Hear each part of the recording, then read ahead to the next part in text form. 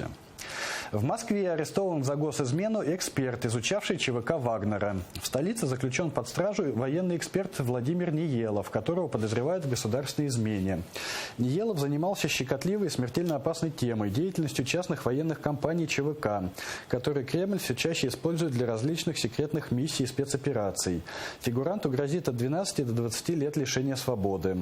Ниелов специализировался на изучении частных военных компаний, особенностей ведения современных войн, военных доктрин и стратегий, революции в военном деле, феномена приватизации в военной сфере.